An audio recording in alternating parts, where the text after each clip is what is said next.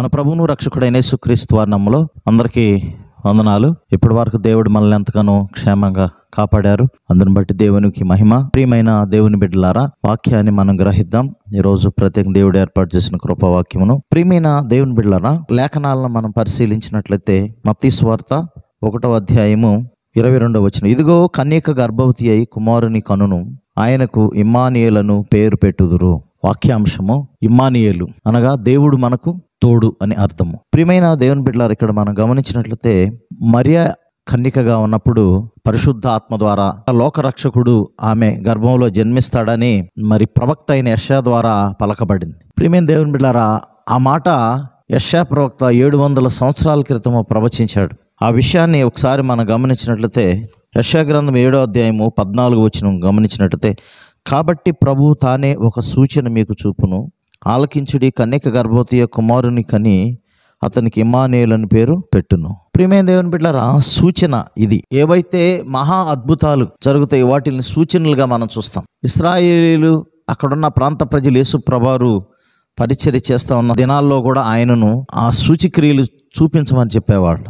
అయితే దేవునికి అసాధ్యమైన కార్యం ఏది లేదు. ప్రియమైన దేవుని బిడ్డలారా, కన్యక గర్భవతి అవటం అంటే జనరల్గా ఈ లోకం రీతిగా చూస్తే భర్తలు కలిగి లేకుండా, పురుషుని సంబంధం లేకుండా ఏ విధంగా గర్భవతి అవుతుంది అని ఖచ్చితంగా అనుమానం వస్తుంది, జనరల్గా సైంటిఫిక్గా చూసుకున్నా. కానీ ఇక్కడ వండర్ ఏంటంటే పరిశుద్ధాత్మ ద్వారా గర్భవతిగా దాల్చింది ఆమె. ఇమ్మానుయేలు అని పేరు పెట్టబడుతుంది అని లేఖనం తెలియజేస్తుంది. ప్రియమే, ఇమ్మానుయేలు అంటే భాషాంతరమున్న దేవుడు మనకు తోడు అని అర్థము. యేసు ప్రభువారు ఇమ్మానుయేలుగా ఈ లోకానికి వచ్చారు.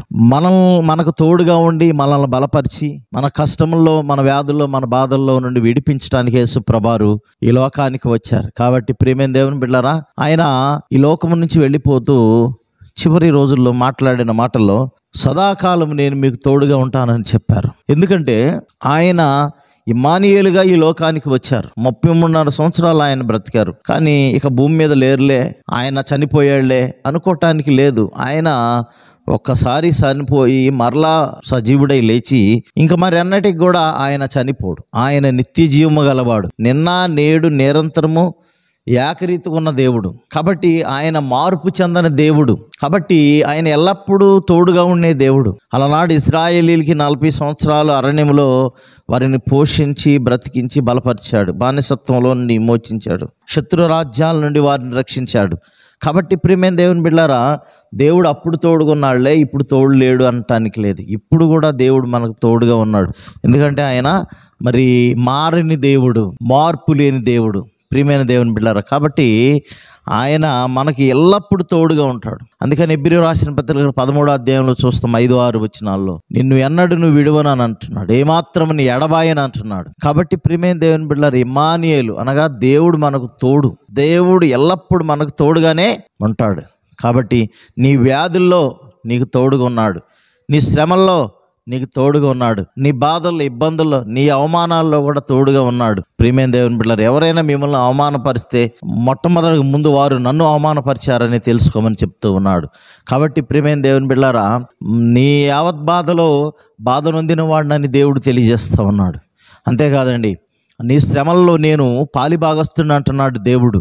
కాబట్టి ఎల్లప్పుడూ దేవుడు మనకు తోడుగా ఉంటాడండి.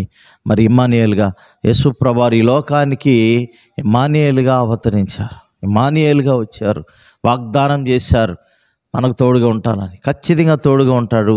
భయపడొద్దు, దిగులు పడొద్దు ప్రియులారా, చింతపడొద్దు. ఆయన వాగ్దానాలు నమ్మదగినవండి, నమ్మదగిన దేవుడు ఆయన. కాబట్టి మరి ఆయన ఎల్లప్పుడూ మనకు తోడుగా ఉంటాడు. మరి ఇప్పుడు కూడా నీకు తోడుగా ఉన్నాడు. నువ్వు శ్రమల్లో ఉన్నావేమో, సమస్యల్లో ఉన్నావు, అప్పుల్లో ఉన్నావేమో, శోధనలో, కష్టాల్లో ఉన్నావేమో, ఖచ్చితంగా గాడ్ ఈజ్ విత్ యూ. దేవుడు నీకు తోడుగా ఉన్నాడని గమనించు. దేవుడు బలపరుస్తాడు.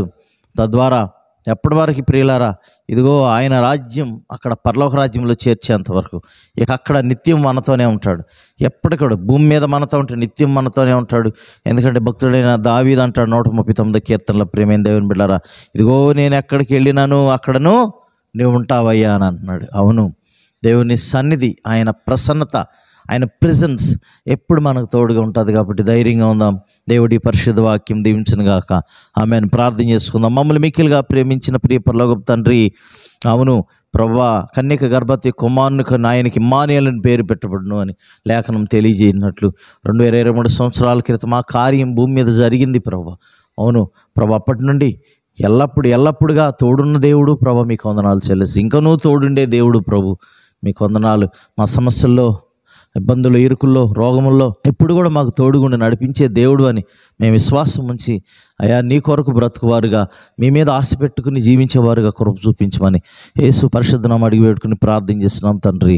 ఆమేన్. మన తండ్రి అయిన దేవుని ప్రేమ, ప్రభువైన యేసుక్రీస్తు వారి కృప, పరిశుద్ధాత్మ సహవాసం ఇక్కడ చేరి మనకును సకల పరిశుద్ధులకును ఎల్లప్పుడూ తోడే నడిపించును గాక. ఆమేన్. అందరికీ వందనాలు. God bless you all. మరి ఉదయ కాలాన్ని కలుసుకుందాం మనందరం. దేవుడు మీ అందరిని కూడా దీవించును గాక. అందరికీ వందనాలు.